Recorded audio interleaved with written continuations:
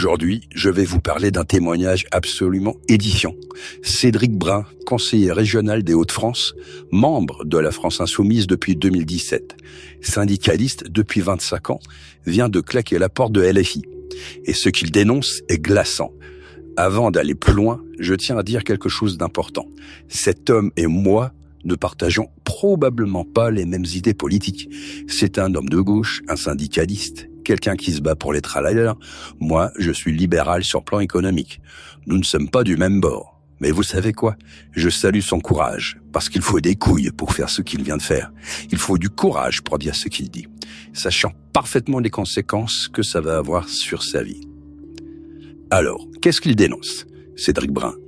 Il dénonce l'arrivée massive de ce qu'il appelle des profils inquiétants au sein de la France Insoumise. Et quand il détaille ces profils inquiétants, il parle clairement de l'entrisme des frères musulmans dans le parti de Mélenchon. Écoutez bien ce qu'il dit. Il ne parle pas des musulmans français qui vivent en paix, qui sont intégrés, qui contribuent à la société.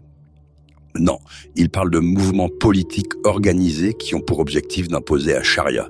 Des mouvements qui arrivent en douceur, qui ne vous parlent pas directement de religion au début, mais qui commencent par des revendications apparemment anodines. Le voile dans l'espace public, le voile dans le sport, les menus halal dans les cantines. Et progressivement, ces revendications deviennent prioritaires au point où LFI en oublie complètement les travailleurs. Réalisez un peu, un parti qui se dit de gauche, qui est censé défendre les ouvriers, les salariés, abandonne son combat social au profit d'un agenda religieux et communautaire. Cédric Brun a alerté d'abord les députés du Nord, puis l'état-major de LFI. Et qu'est-ce qu'on lui a répondu? Qu'il s'agit de problèmes locaux, que les cadres nationaux ne peuvent pas intervenir. Autrement dit, circuler, il n'y a rien à voir. Une façon de se dédouaner, de faire l'autruche pour que quand ça explosera, personne ne soit responsable. Mais ce qui est fascinant dans son témoignage, c'est qu'il dit clairement que ce n'est pas de l'entrisme, ce n'est pas des gens qui s'infiltrent. Non, c'est une invitation. Ces profils sont invités à devenir des cadres locaux de la France Insoumise. Vous comprenez la différence ? On ne parle pas d'une infiltration, on parle d'une stratégie délibérée de l'état-major de LFI. Et pourquoi cette stratégie? Cédric Brun a une hypothèse. LFI pense que faire entrer ces profils va apporter des voix. Ils ont abandonné le monde du travail qu'ils considèrent perdu. Et ils essayent d'aller chercher des voix dans ce qu'ils appellent les quartiers. Sauf que, comme le dit très bien Cédric Brun, les musulmans les plus informés savent très bien ce que sont les frères musulmans.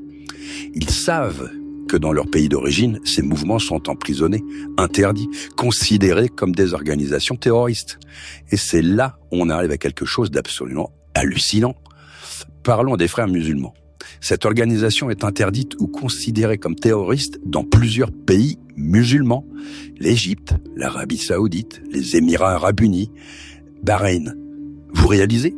Des pays musulmans interdisent les frères musulmans parce qu'ils comprennent le danger que représente cette idéologie totalitaire.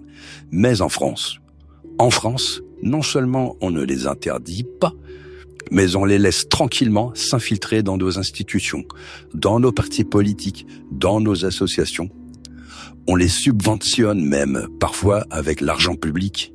C'est d'une absurdité et d'un danger absolu. Les frères musulmans, ce n'est pas un groupe de croyants pacifiques, c'est un mouvement politique qui a une stratégie de conquête à long terme.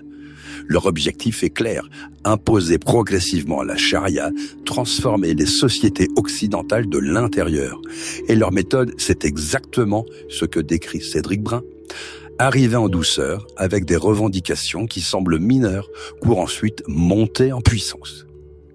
Et qu'est-ce qu'on voit concrètement à LFI? On voit Mélenchon et ses lieutenants qui s'affichent avec Elias Dimsalen, un islamiste notoire. On voit Ercilia Soudaïs qui va soutenir ce même Dimsalen quand il est en garde à vue, alors qu'il a appelé à l'intifada dans les rues de Paris. On voit LFI qui tente de faire entrer au Bourbon des membres du FPLP, le Front de Libération de la Palestine, organisation terroriste. On voit LFI qui s'oppose à l'expulsion de Mariam Abou Daka, militante de FPLP. On voit LFI qui fait entrer à l'Assemblée nationale les héritiers du CCIF. Ce même CCIF qui avait mené une cabale contre Samuel Paty avant son assassinat. Ils ne se cachent même pas. Tout est fait devant les caméras. C'est ça qui est dingue. Ils avancent à visage découvert et personne ne réagit. Ou plutôt si, des gens comme Cédric Brun réagissent, mais au prix de leur carrière politique, au prix de menaces, au prix de leur sécurité personnelle. Parce que Cédric Brun le dit clairement. Il va devoir renforcer sa sécurité. Il sait qu'il prend des risques, mais il le fait quand même. Parce que pour lui, se taire sera une trahison. Une trahison envers les travailleurs qu'il défend depuis 25 ans. Une trahison envers la gauche qu'il aime. Une trahison envers la France. Et là, moi je dis chapeau. Parce que cet homme, même si je ne partage pas ses convictions économiques, même si je ne partage pas sa vision du syndicalisme, fait preuve d'une intégrité rare en politique. Il met ses convictions au-dessus de sa carrière. Il refuse de cautionner quelque chose qu'il juge dangereux, même si ça lui coûte cher. Combien de politiques aujourd'hui sont capables de ça ? Combien sont prêts à sacrifier leur poste, leurs avantages, leur confort pour défendre des principes ? Pas beaucoup. Hein. La plupart font l'autruche, comme il le dit. Ils voient le problème. Ils savent ce qu'il se passe, mais ils se taisent parce qu'ils pensent d'abord à leur carrière. Et ce que dit Cédric Brun sur ce sujet est implacable. Beaucoup font l'autruche aujourd'hui et refusent de traiter les vrais problèmes parce qu'ils pensent d'abord à leur carrière politique, plutôt qu'à l'intérêt général. Il a raison. Et ce phénomène ne concerne pas que LFI. Il dit lui-même que d'autres partis, y compris à droite, ont laissé faire ce genre d'entrisme et se retrouvent aujourd'hui coincés. Des élus qui sont piégés parce qu'ils ont laissé entrer des gens avec un projet de société incompatible avec nos valeurs républicaines. Alors maintenant, posons-nous la vraie question. Pourquoi la France laisse-t-elle faire ça ?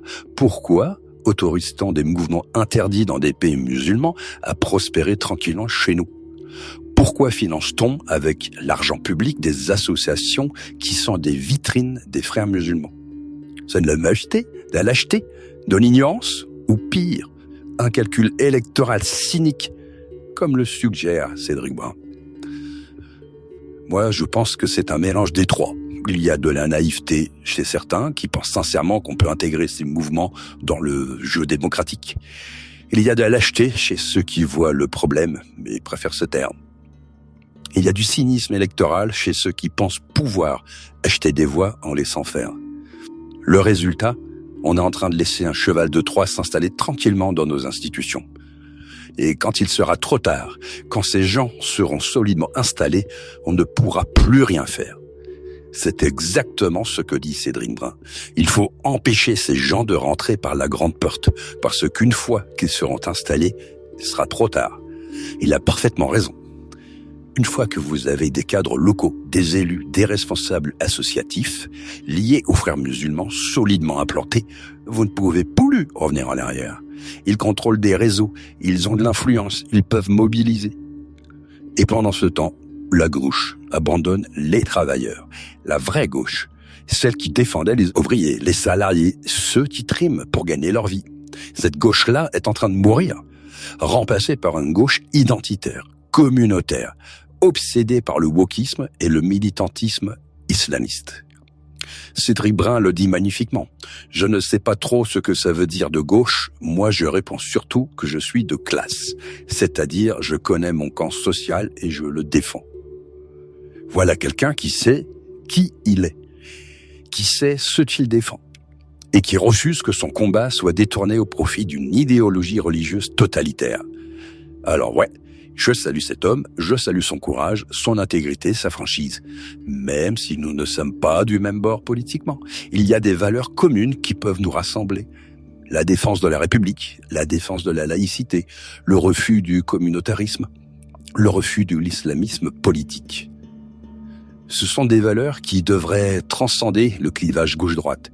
Ce sont des valeurs républicaines fondamentales. Et quand quelqu'un les défend avec courage, peu importe son étiquette politique, il mérite notre respect. Maintenant, regardons ce qui va se passer. Est-ce que Cédric Brun va être invité dans d'autres médias pour témoigner ? Est-ce que son message va être relayé ? Ou est-ce qu'on va l'ignorer parce que ça dérange? Parce que, voyez-vous, si c'était un cadre du Rassemblement national qui quittait son parti en dénonçant des dérives, toutes les télés se battraient pour l'inviter. Mais là, c'est LFI. Donc, silence radio dans la plupart des médias. Pourtant, ce que dit Cédric Brun est gravissime. Il ne parle pas de petites magouilles de parti. Il parle d'une stratégie organisée d'entrisme islamiste dans un grand parti politique français. Il parle d'un danger pour la République. Mais bon, on préfère parler de la dernière polémique sur Twitter plutôt que de sujets aussi sérieux. Alors voilà les amis, retenez le nom de Cédric Brun, retenez son témoignage et posez-vous la question. Si même des gens de gauche, des syndicalistes, des gens qui ont passé leur vie à défendre les travailleurs tirent la sonnette d'alarme sur l'entrisme islamiste, c'est que le problème, il est réel. Ce n'est pas de l'islamophobie, ce n'est pas du fascisme, ce n'est pas de l'extrême droite, c'est juste du bon sens et de la lucidité face à un danger bien réel. Partagez massivement cette vidéo, likez-la, commentez-la. Parce que des témoignages comme celui de Cédric Brun, il faut les faire connaître. Il faut que les Français sachent ce qui se passe vraiment dans certains partis politiques. Restez lucides et à la prochaine.